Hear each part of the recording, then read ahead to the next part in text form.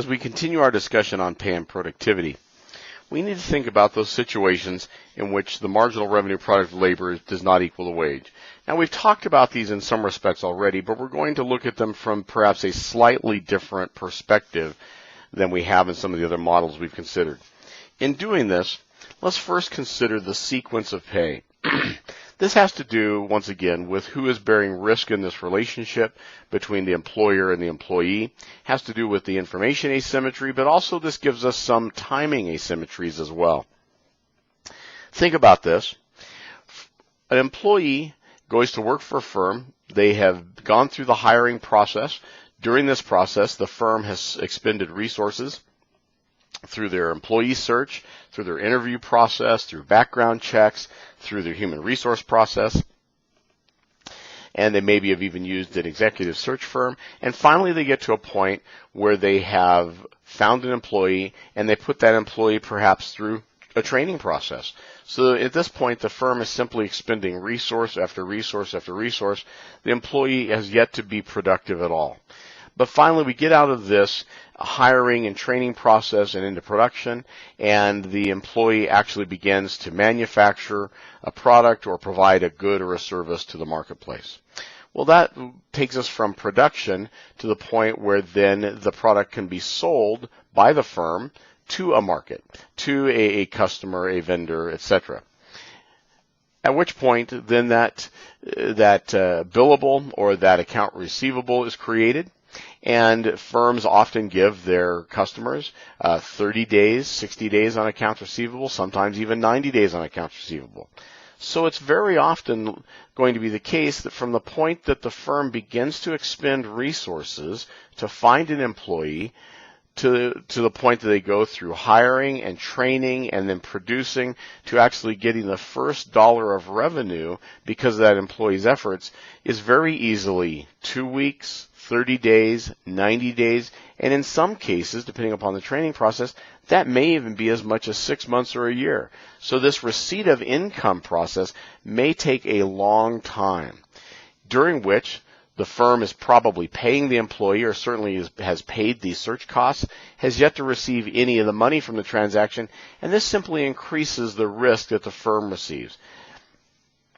So when we think about this concept of aligning firms' interests with those of the workers, we have to think about this delay in receiving of income on the part of the firm, which is why so many firms will seek outside investor dollars, seek to borrow money. And so the cost of those investment dollars, the cost of that borrowing, ultimately has to be added into these total costs, might even in somewhat of an abstract way be thought of in terms of the part of the wage bill that the firm is having to pay. So as we move from thinking about the sequence of pay, I'd like to introduce a concept referred to as efficiency wage. So I'd like you to think about this for a moment. We'll actually do a model for ourselves. We know that in most firms, as I've suggested, that there's a little bit of monopsony power taking place. If we have a labor demand or even an MRPL curve that we're being able to observe, if we see a labor supply relation, and let's say separately we have some marginal expensive labor that in this case maybe isn't all that far removed from labor supply, we know that the firm, being profit maximizers, is going to be subject to the marginal revenue equaling marginal cost relationship, which in the case of labor is marginal revenue product of labor equaling the marginal expense of labor relationship. And we see that that equality takes place right here. And so from that relationship, the firm identifies the number of workers that it will hire and identifies the amount of money that it will pay them based upon that number of workers and how it relates to the labor supply relationship. But we know that the firm is able to pay them a slightly higher dollar amount in this case, or in many cases, a significantly higher dollar amount. When the firm pays an amount more than W or W star, but equal to or less than the marginal revenue product of labor, that is referred to as an efficiency wage.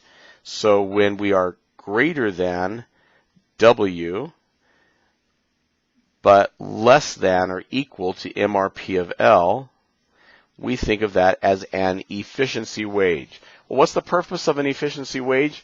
It is a way to motivate the employees to do something more. Henry Ford really brought this concept to the forefront in the early days of his production line manufacturing of Ford automobiles. You'll recall that in the early days of this process, the Ford, like all the other automobile manufacturers, of which there were only 3 or 4 at the time, they were simply trying to create an industry. And their biggest challenge, of course, was having enough customers that could afford to buy their products. Ford realized that his employees, earning less than $5 a day at the time, could make his product but couldn't afford to buy his product. So Ford did something somewhat revolutionary and at least a little bit controversial within his marketplace, and he increased their wages almost to $10 a day, almost doubled their wages. Simultaneously, he opened up an opportunity for any employee to buy a bright, shiny new Ford.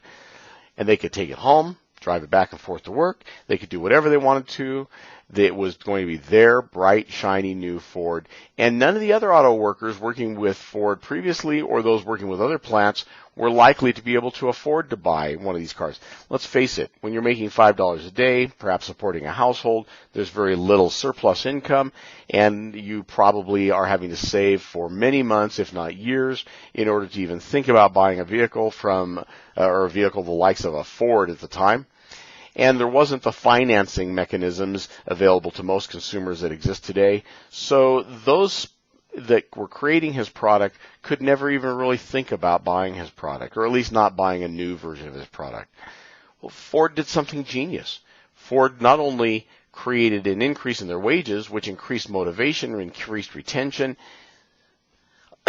allowed them to see to it that the training time spent was then deployed over many more months or years of work, so they got much more out of that investment in the training of their workers. But they also found that they were able to increase sales.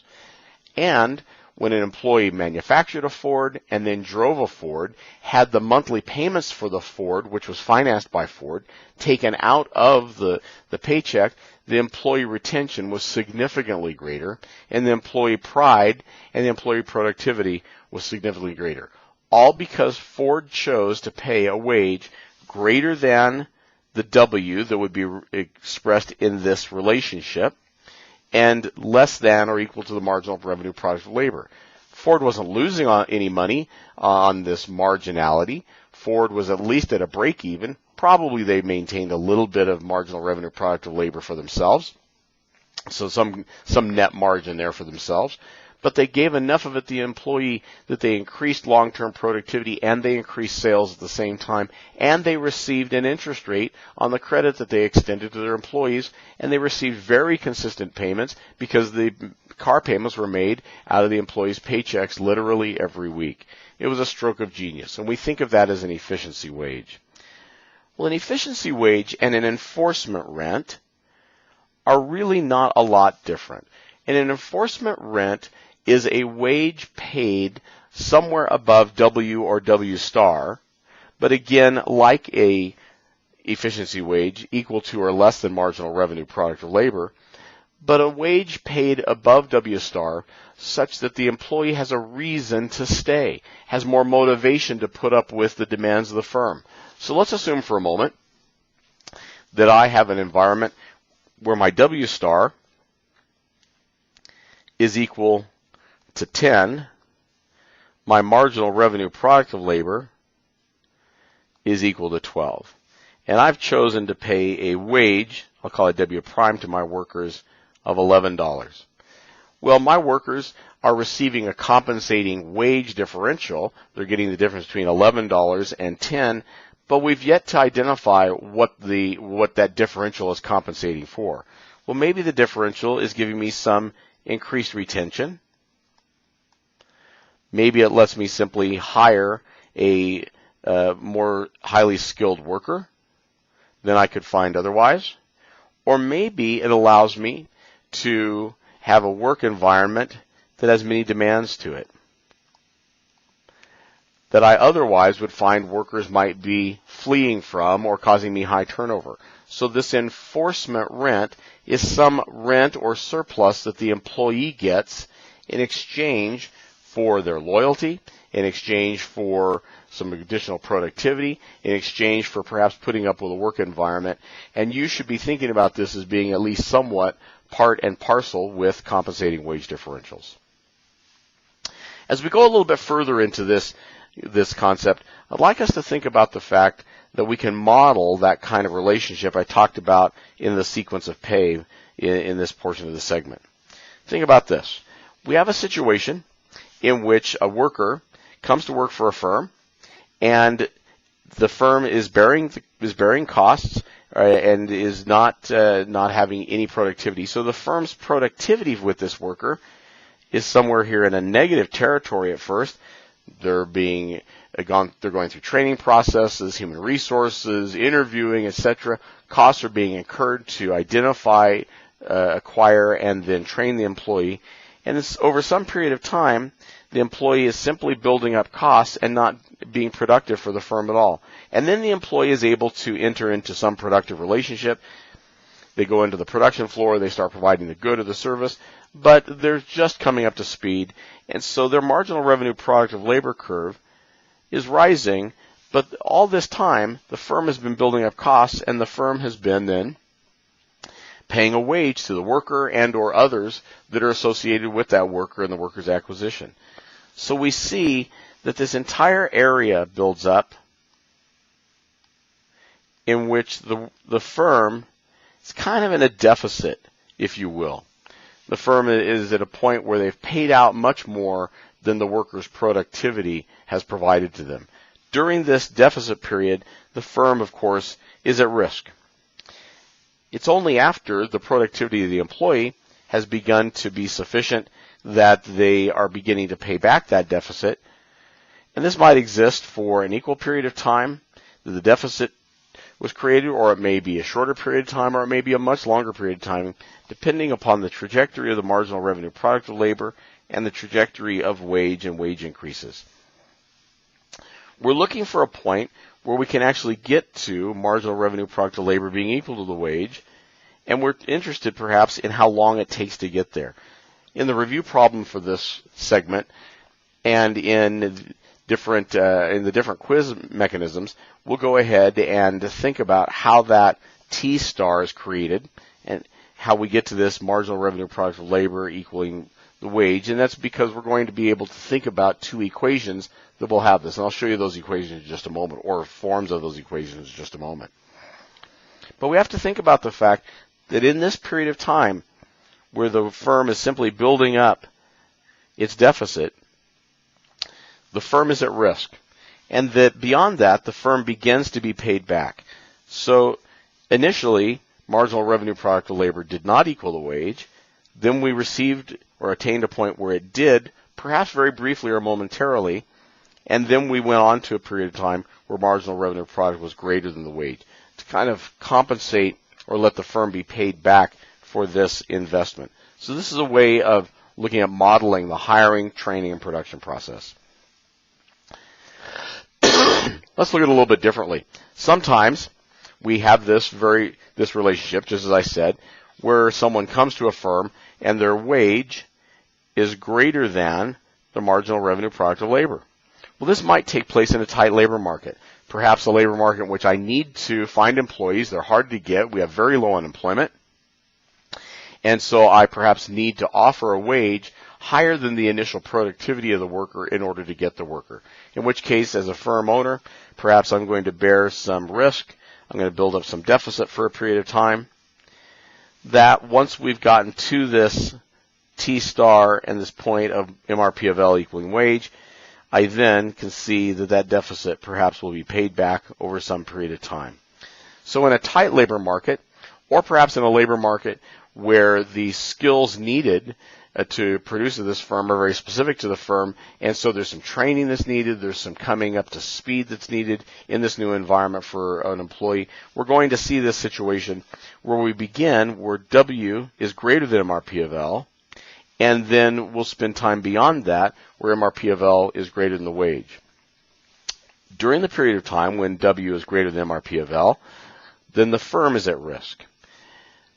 After that period of time, and until the firm has had enough time with that employee that they have paid back the dollar amount that the firm invested in them, then the firm retains some level of risk.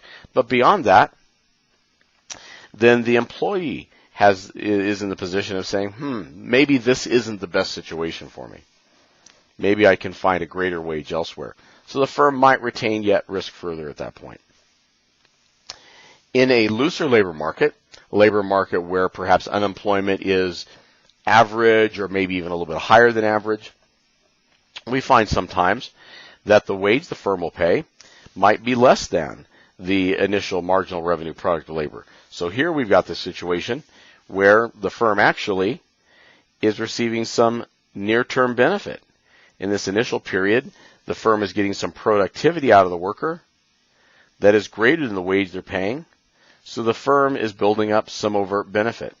And it's not until after we've reached our T-star in this relationship, or some time at which the marginal revenue product of labor is equal to the wage, that this relationship changes, and we end up with the firm now finally getting to a position where they start to earn something back from that deficit position. They start to pay something back from that deficit position that was created. So in the initial part of this, the firm was the beneficiary. They received productivity greater than the wages they were paying out. And now, after that, they're paying out some wages greater than the productivity that they're receiving. The firm will be motivated to keep the employee, certainly during this initial period of time. They're getting some good gains for the employee. But we might surmise that as we get beyond T-star, the firm might be motivated to simply find another employee, to not retain this employee. So perhaps this firm is utilizing some very general skills, and perhaps turnover is strong after this T-prime. But the firm, or T-star, but the firm is very motivated to keep the employee through T-star because the firm is simply accumulating some surplus on the employee, and the firm then begins to have that surplus dissipated over time. This is a relatively common structure for low-skilled labor markets, whereas this is a relatively common structure for more highly skilled labor markets. If we want to think about how we might model these, we can think about them with a couple of equations. Let's assume for a moment that we have two equations that we can look at in this labor market. One is where the wage is equal to 6 plus 0.75 T, T standing for time or worker tenure in this relationship, but the marginal revenue product of labor is equal to 12 plus 0.2 T, such that we know that the wage will start out at a lower level than marginal revenue product of labor, and at some point T star, they will be the same. We have to think about this then. What is the relevance of T star, and what is this balancing point that we might get to, where that which is accumulated prior to T star is dissipated after T star? So first, let's think about how we're going to identify T star in this relationship. Well, we are looking for the point at which wage equals the marginal revenue product of labor. So let's go ahead and suggest the wage and MRPL are equal, which means that we're really looking at two equations that share W, and we are looking at two equations with two unknowns in that case. And let's go ahead and equilibrate them, such that I can say 6 plus 0.75 T is equal to 12 plus 0.2 T, or I can say that 0.55 T is equal to 6. And if I want to then solve for T, all I have to do is take 6 divided by 0.55, 6 divided by 0.55, and that's going to equal a T star of 10.9. So 10.9 units of time is how long it took me to go from the beginning of this relationship to the point where our wage and our marginal revenue product of labor were equal to each other. And in this situation, we find that the firm is building up some positive value.